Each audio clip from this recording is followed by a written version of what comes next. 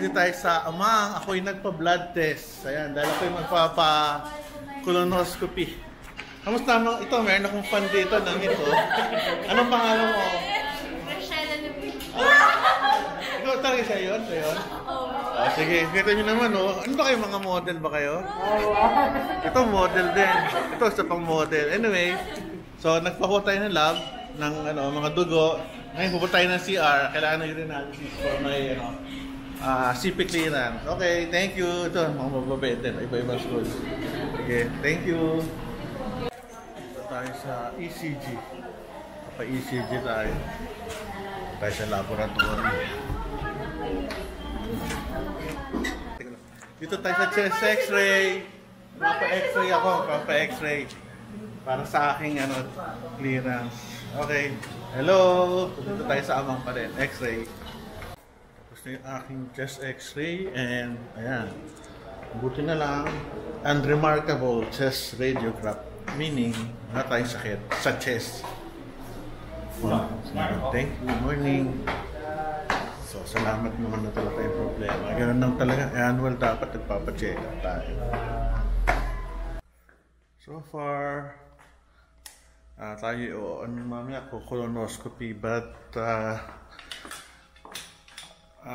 nakapanghina dahil doon sa LBM ng mga inom kong gamot. At ano ba? Kahapon, allowed lang sa amin mga liquid. Kaya, ano ba kinain namin kagabi? Ito, mga Saka ito.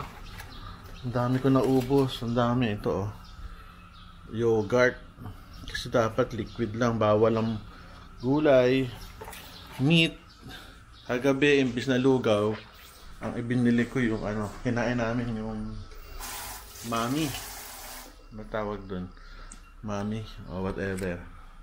Sunod, kagabi, uminom kami ng tubig ng tiyan ng aming dumi. So LBM matindi. Nakakalima na yata ako since kagabi. Ito yung pangalan, Pico Prep. Tigisa kami ni Mrs. kagabi, tsaka ngayong umaga, uminom ulit tubig yan na ating stool. Para pag sinilip ko sa colonoscopy, malinis. So, ngayong Pico Prep, iinom ulit kami ngayong umaga. Nakainom na pala ako. Si Mrs. nakainom. Ang inumin namin yung Dulcolax tablet. Nawawala kung nasaan. Dulcolax. Pampadumi pa ulit. Nakapanghina din kahit paano. Pero, wala tayong magagawa. That's part of life. So, ano ba ang preparation is, una-una, syempre, dugo, X-ray, ECG, okay naman ako, cleared. At yung diet preparation, hindi pwede gulay, prutas, kailangan mo lang ng yung Pico o Pico Prep para maging tubig yung dumi mo, para luminis ng luminis. Nakapanlata. Tsaka Dulcolax kami kagabi, tsaka ngayon Dulcolax ulit, alas 7. 7 na. Ang aming is 9. So, kailangan by 8 o'clock. Medyo na kami. Palabas na ng bahay. Nakakapagod. Nakita nyo mukha ko haggard. Talagang nakakapagod yung LBM. Anyway, tiis ganda muna tayo. Medyo nakakahilo na rin. Okay, so dalawang tablet pa ng Dulcolax. Let's go tayo ngayon. Hindi na pala kailangan yung Dulcolax na yung umaga. So, yung Pico Prep lang ang aking ininom. Medyo nakakapanlata. Grabe, tubig yung lumalabas, LBM. Pero hindi masakit sa tiyan nga lang.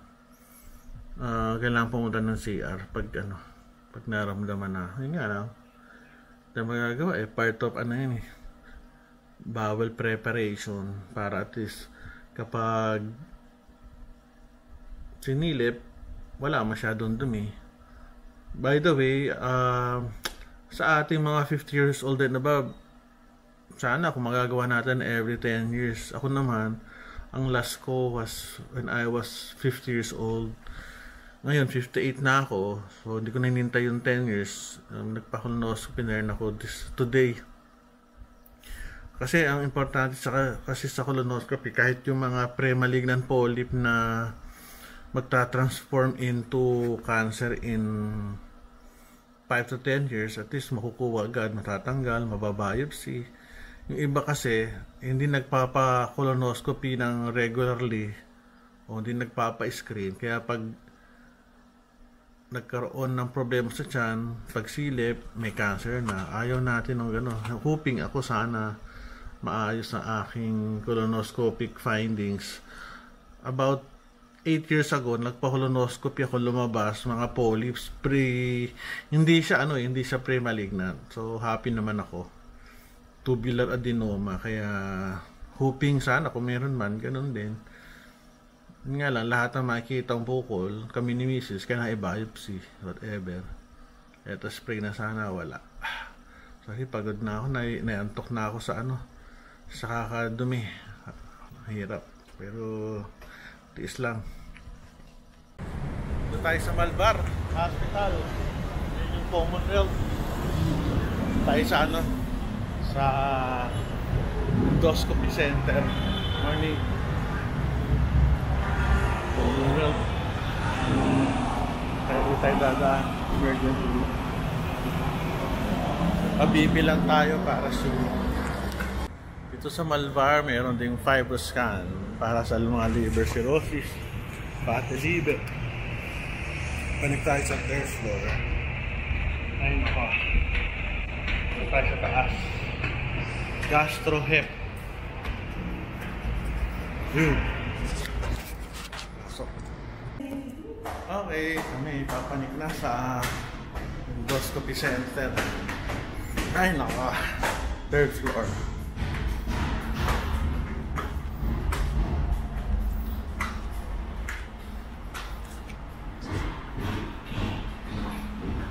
Tapos na sarado pa, napang tao. Ito, gastro-hep. Ito sila.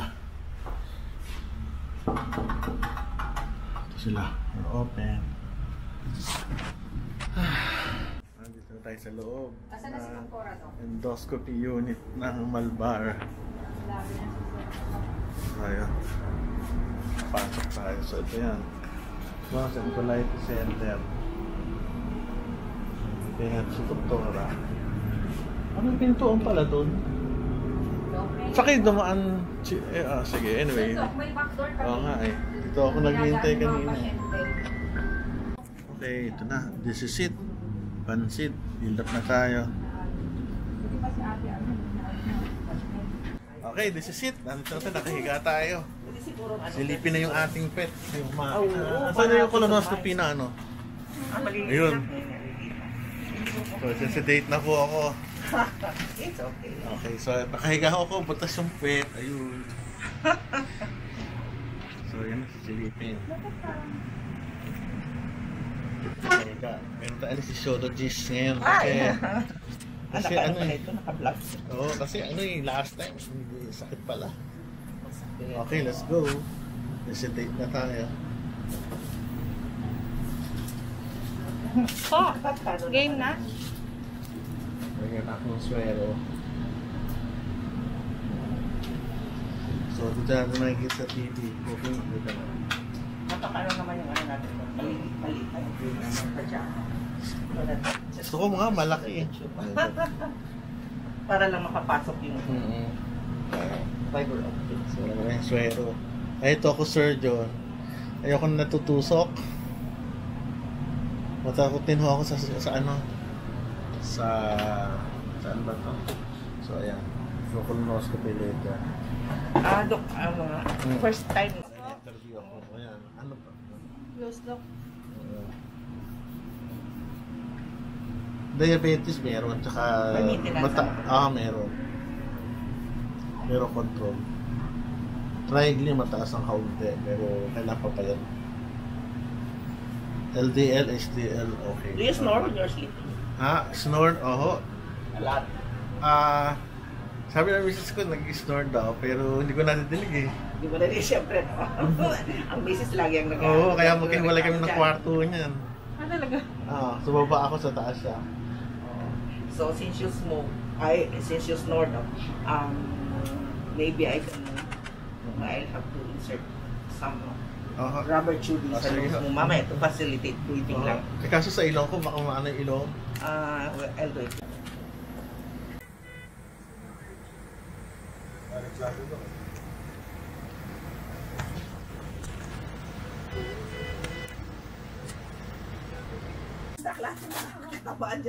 Sarap. Tapos na yung endoscopy after the anesthesia. Wala akong naramdaman eh. Hindi ko man lang nakita sila pang mukha ni Dr. Star. Ganda. Medyo hilo lang ko kasi sedated. Hilo lang po muna. No? After mga 20 minutes mawala. Ikaw ba yan sa St. Cruz? Mukha rin sa St. Cruz yun. Ito, ganda mo ngayon. Yung effect ng sedation sa akin. May side effect pa rin yung anesthesia. Maganda. Actually, maganda yung side effect. Lumililaw ang mata, Dr. Wara. Lumililaw? Lumililaw ang mata. Dumihilo lang dahil sa sedation. Ano ginamit ng anesthesia? Propofol? Cocktail po yan ng iba-ibang ganun yun, no? Sarap. Yan pala na-opera, walang naramdaman. Walang naramdaman ng anesthesiologist sa maraming naramdaman. Pwede ba sumaya kumanta? Ali, nasa lang ba ako? Dito ko na mo po kasi ayun sinilayin. Oo, kasi so inentra. So nasa data ko, okay naman. Wala naman daw nakita, very good. Para at least safe tayo. CEA ko, kasi yung embryonic antigen, normal naman. So, pero kailangan pa rin ng colonoscopy. Pwede na ba alisin yun? Nakakatuloy lang ng bibig. Nakakatuloy lang ng bibig. Kasi nag-spray ko tayo ng lidocaine. Yun ba yun? To facilitate po nung to facilitate the insertion of the rubber tubing kasi narusak po yung patingaso. Oo. You need to spray para hindi kayo masakit. Sa bahay, pag iinom ko ilong ko. Mawawala yan in the 20 to 30 minutes. Kaya saksak ko ng daliri ng yung bukod ko. Hindi, sedated pa. No, picture. Ganda lang misis ko, iba effect ng sedation sa akin. Parang si ano eh. Si Doktora mamaya ganyan din. Parang San St. Cruz na Christian Reyes ang dating nyo. Gusto mo, huwag mo akong sasabi dyan. Sarap. Sarap ng tulog. Naano ako na sa date nyo ako na hindi ko naramdaman pumasok yung ano. Ang bilis. Anyway, sige tayo ngayon. Lagay ng panty. Medyo hilo lang. Galing. Pisaw tayo. Pagay na ito. Ito na yan. Ito. Sarap. Medyo hilo lang.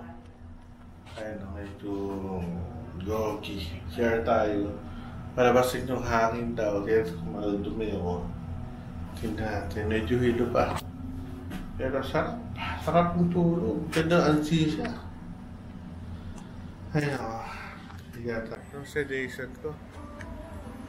Tulog na tulog. Dapat yung podium na nakita sa akin. So, hoping walang problem.